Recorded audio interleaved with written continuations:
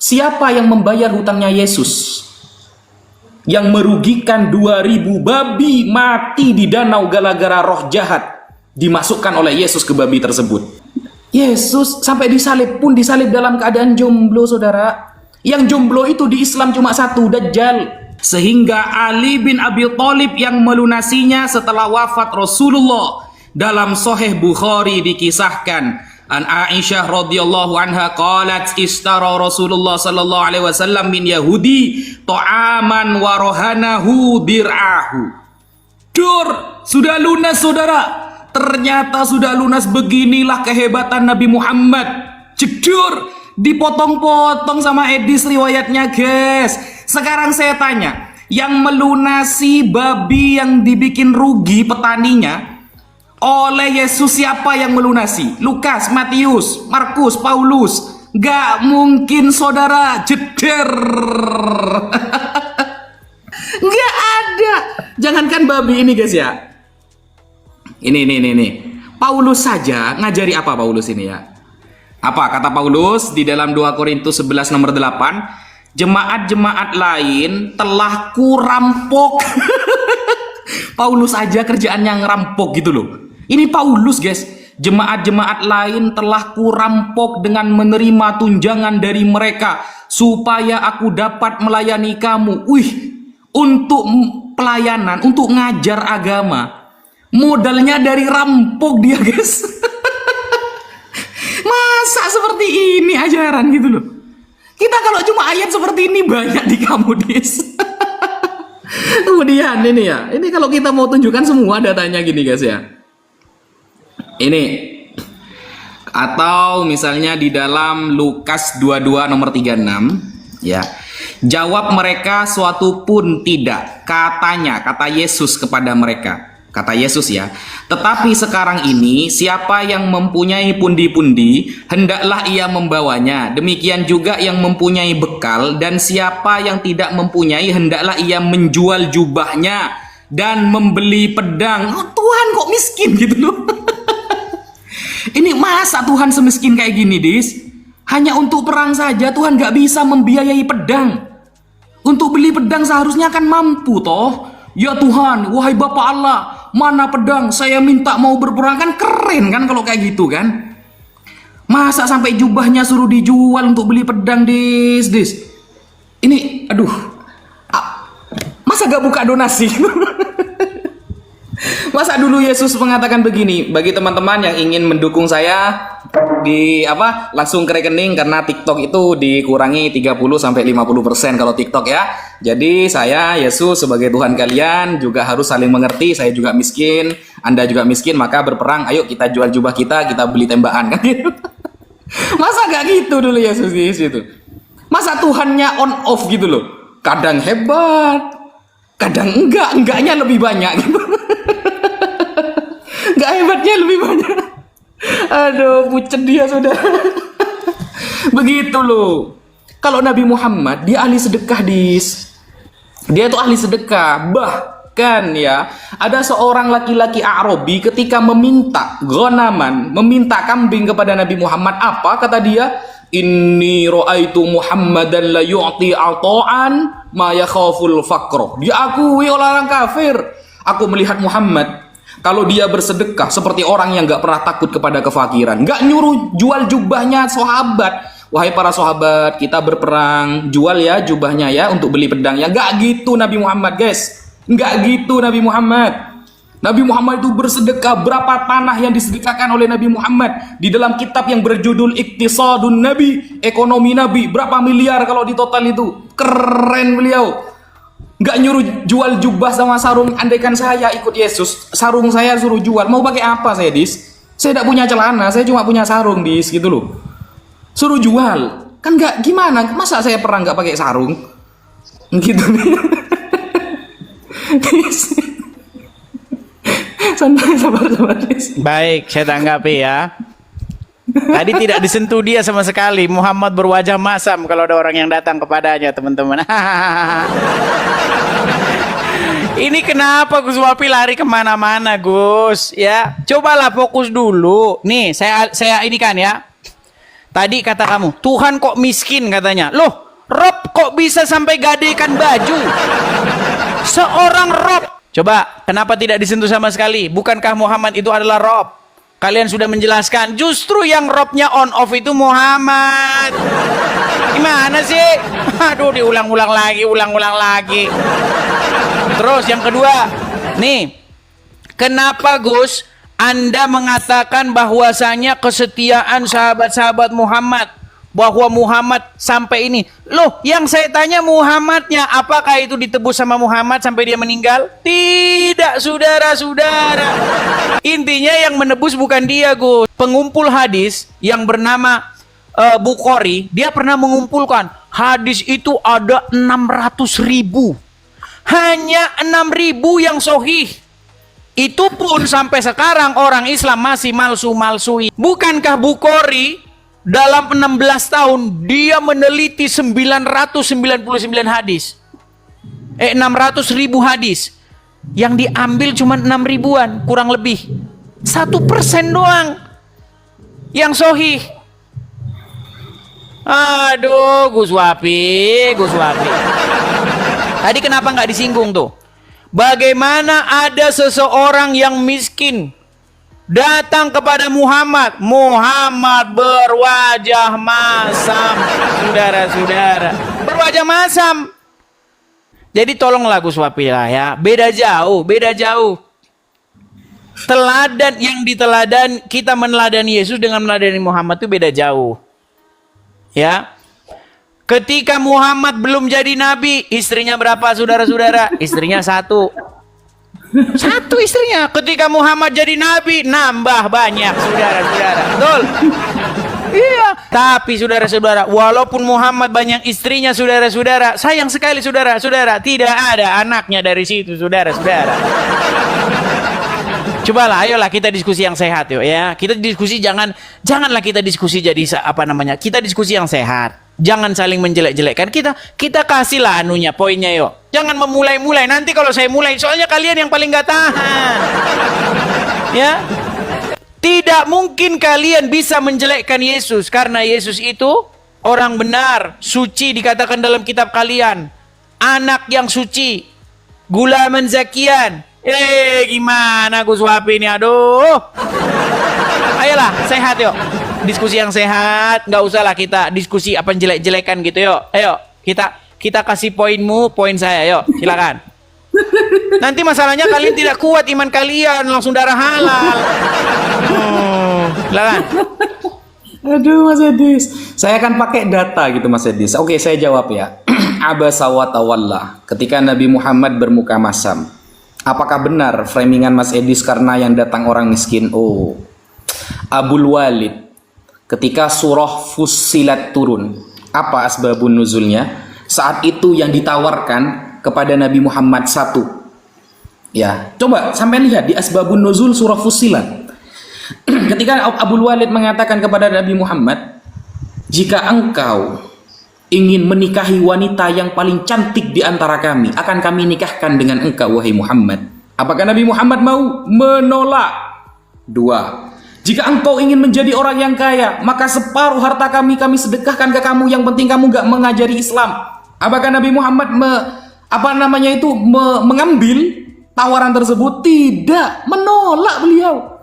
Seharusnya beliau mau ditawari, bayangkan 50% hartanya umat Quraisy ketika itu mau dipasrahkan kepada Nabi Muhammad. Kemudian turunlah surah As-Fussilat. Akhirnya Abul Walid kembali kepada golongannya kafir-kafir itu dengan perasaan kecewa. Ditolak sama Nabi Muhammad. Begitu loh.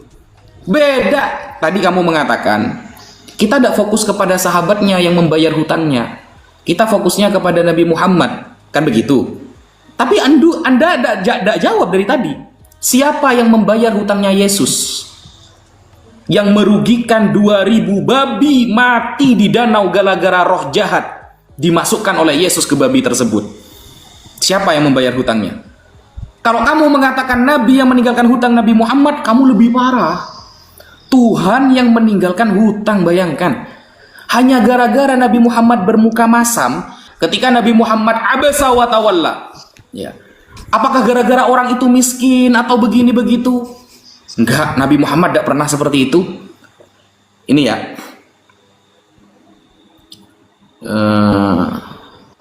Ntar. Nah, coba sampai buka di dalam Matius. Ini ada datanya ini. Giliran kayak gini tidak kamu permasalahkan ini ya.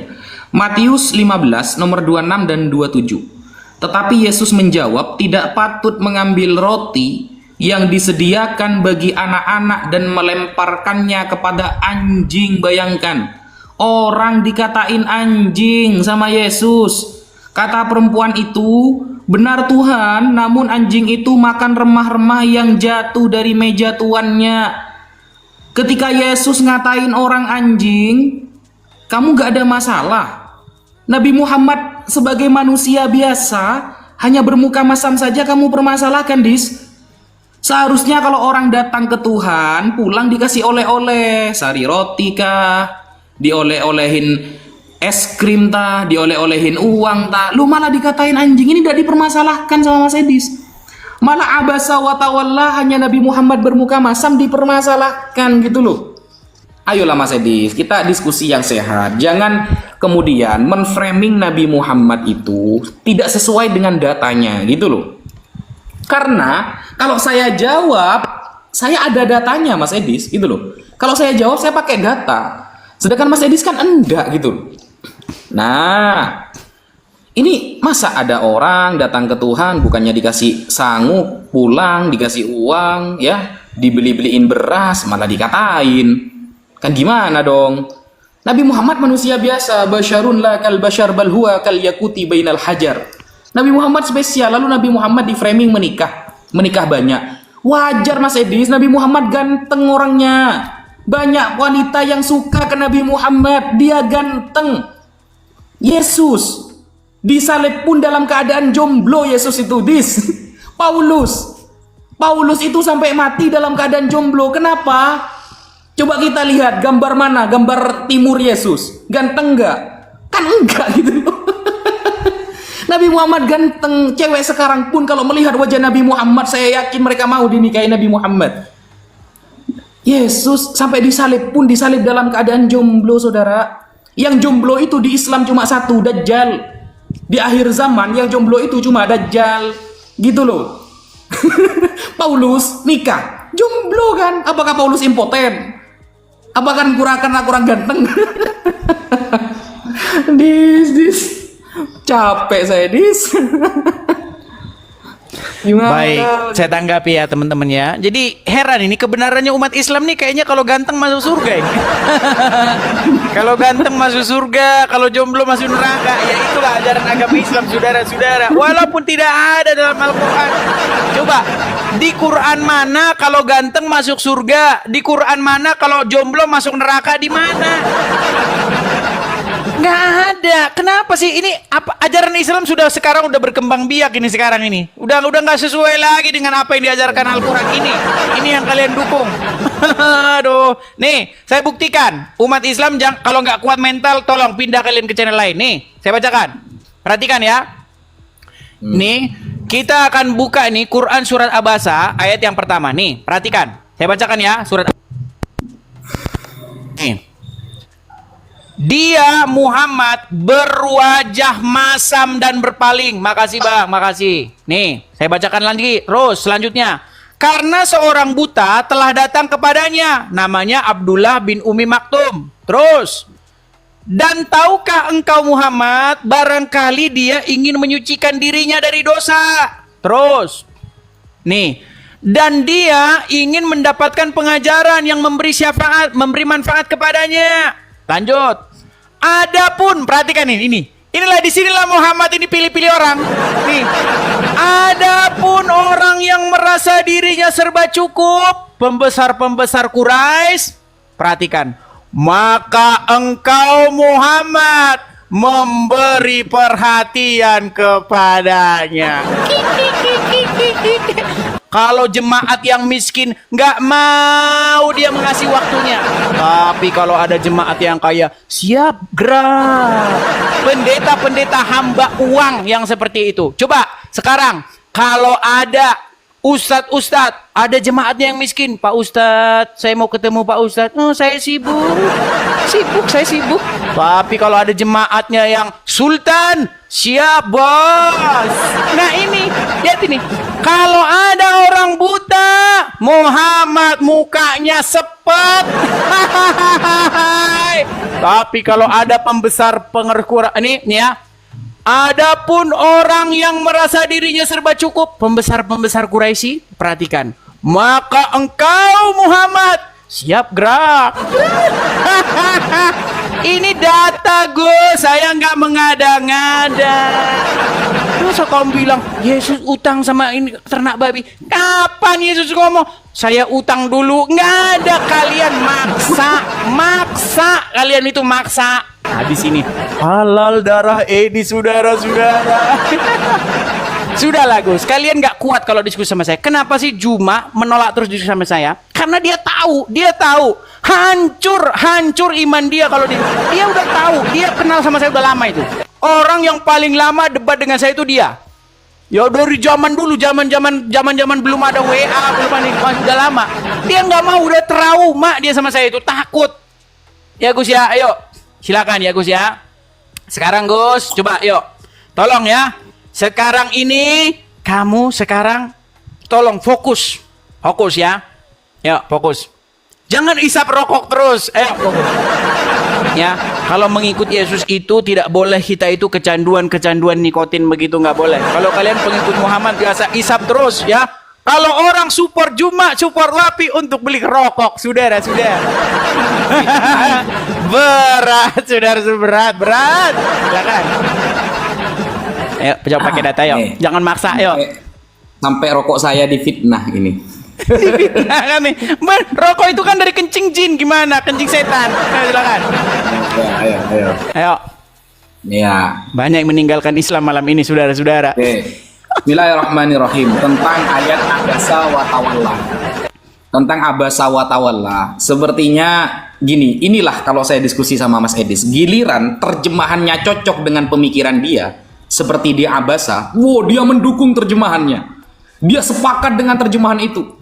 Tapi giliran terjemahannya itu ditafsiri, dijelaskan maksudnya, langsung nggak cocok karena ini bertolak belakang dengan pemikiran dia. Itulah Mas Edis.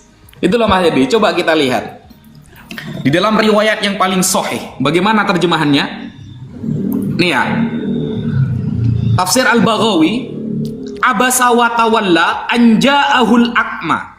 Kenapa Nabi bermuka masam? Ya, kenapa Nabi bermuka masam? Bukan karena yang datang miskin, Mas Edis. Ini ya. Ini. Hatta zaharat al-karahiyah fi wajhi Rasulillah. Sehingga terlihat tidak senang di wajah Rasulullah. Karena apa? Liqat'ihi kalamahu, karena dia motong-motong pembicaraan Nabi ketika berdakwah, bro. Bukan karena orang kaya, orang miskin.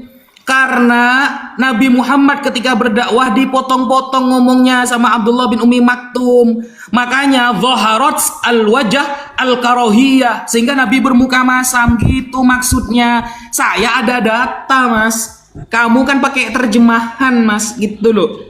Nah, seharusnya yang wajahnya masam tadi giliran Yesus mengatakan orang lain anjing, kamu tidak berpermasalahkan, gak dijawab sama kamu. Nih, kalau kita lihat nih ya. Lalu kamu tadi menframing begini. Mana di dalam Quran kalau nikah, kalau ganteng itu masuk surga, kalau jelek gak masuk surga? Sejak kapan saya bahas itu? Saya kan mengatakan, kamu kan tadi mengatakan di awal, ya. Kenapa Muhammad itu setelah diangkat menjadi nabi istrinya banyak? Loh, Nabi Muhammad itu ganteng. Saya tidak sedang membahas ganteng itu masuk surga, ganteng masuk neraka.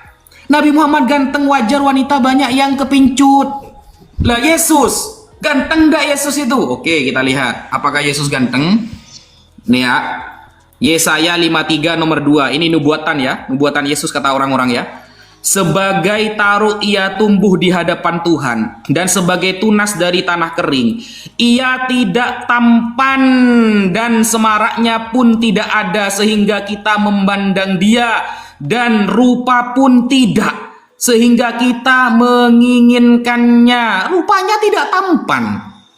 Ya wajar beliau jomblo sampai disalib, ya beliau jomblo gitu loh. Karena nggak tampan wajahnya. Harus anu memang apa harus apa menerima lah Mas Edis ya. Menerima Mas Edis gitu loh. Kalau saya dari tadi ada ayatnya Mas Edis gitu loh. Saya ada ayatnya, saya ada dalilnya. Sampai kan pakai terjemahan. Katanya 13 tahun belajar Al-Quran Mas Edis gitu loh. Gimana sih? Nih contoh, Yesus ngajari seperti ini, tidak kamu permasalahkan Mas Edis. Giliran Nabi Muhammad baru bermuka masam aja dipermasalahkan nih. Apa kata Yesus? Matius 7 nomor 6. Ini Yesus langsung yang ngomong. Jangan kamu memberikan barang yang kudus kepada anjing, dan jangan kamu melemparkan mutiaramu kepada babi. Orang-orang dikatain babi, dikatain anjing, Mas Edis. Aduh. Giliran kayak gini, ada Tuhan yang ngajari manggil orang anjing sama babi, kamu gak mempermasalahkan. Giliran Nabi Muhammad hanya muka masam dikit aja, kamu langsung membesar-besarkan. Ingat Mas Edis, Nabi Muhammad itu manusia, bukan Tuhan. Sedangkan Yesus ini Tuhan, seharusnya yang datang ke dia pulang dikasih uang, bukan dikatain anjing sama babi gitu loh. Gimana Mas Edis ini sih? Kok kebalik-kebalik? Ajaran yang parah itu di kitab sampean gitu loh. Kok malah ke kita gitu? Atau nih ya, Yesus itu sebenarnya berbuat dosa nggak sih? Dengan melakukan seperti itu berbuat dosa nggak sih? Nih, ya. 2 Korintus 2 nomor 21. 2 Korintus 5 nomor 21. Dia yang tidak mengenal dosa telah dibuatnya menjadi dosa karena kita, supaya dalam dia kita dibenarkan oleh Allah. Wah, punya dosa juga ternyata Yesus. Karena dia akhirnya menjadi dosa pada dirinya. Nah, ternyata Yesus punya dosa juga. Masa Tuhan punya dosa, Dis? Kalau kita ada kitab yang namanya Ismatul Anbiya, kemaksuman para nabi. Para nabi itu maksum, nggak berdosa gitu loh. Tuhan kok berdosa? Gimana sih? Makasih ya Bang, makasih teman-teman yang memberi support. Terima kasih teman-teman, terima kasih teman-teman yang memberi support. Terima kasih. Baik, sesi berapa ini? Terserah. Kita bikin berapa sesi lagi ya? Baik, karena saya udah ini mau berangkat gereja. Bukan, kami mau berangkat gereja. Gimana? Kami mau berangkat gereja. Ini, Gus. Bedakan ayat yang jelas-jelas berbunyi demikian dengan tafsiran maksa. Ini kan tafsiran maksa ini. Masa Yesus punya utang sama petani babi? Ini namanya tafsiran maksa sama peternak babi. Cobalah, ini jelas-jelas loh bahwa Muhammad itu kalau ada orang yang datang kepada dia, ya, dia bilang padahal dia itu mau ngapain. Tadi udah saya baca jelas-jelas, saya nggak nafsir-nafsir. Lo gimana sih Gus Wapi ini? Kalau ada orang buta datang kepada Muhammad berpaling, wajahnya sepet, betul nggak? Masa kamu bilang di situ di dalam tafsir yang karena sepet itu karena motong-motong? Enggak, ini ada di situ. Makanya teman-teman saya bilang mereka ini teman-teman berusaha sedemikian rupa biar Muhammad itu perfect sempurna. Loh, jangan gitu Gus Wapi. Ayat itu udah jelas-jelas dia berpaling berwajah masam karena yang datang kepada dia itu adalah orang buta. Padahal di situ dikatakan bisa jadi dia itu datang ingin bertaubat, ingin menghapuskan dosanya. Tapi kalau yang datang pembesar-pembesar Quraisy, maka kamu, aduh, itu nggak ada tafsir-tafsir Gus. Cobalah, jujurlah. Masa udah jelas-jelas bunyi Quran di situ, kamu malah baca kitab tafsir. Katanya Quran lengkap sempurna, bahasanya jelas, terperinci. Tapi kamu lari ke kitab tafsir. Gimana, Gus? Demi mempelintir makna yang sebenarnya di situ. Jangan gitulah, yuk. Ya. Kemudian tadi kamu mengatakan masalah ini kita masalah ngomong jadi masalah ganteng tampan. Apa hubungannya, Gus? Di mana dalilnya kalau tampan itu salah? Kalau tampan itu benar. Kalau jelek tuh salah di mana? Makanya saya bilang Tuhan mereka ini saudara-saudara tidak melihat hati. Padahal ya di dalam Bible manusia melihat apa yang nampak, tetapi Tuhan melihat hati. Ayo kita diskusi yang sehat lah, ya. Nah, terus tadi katakan seburuk-buruknya makhluk gini loh.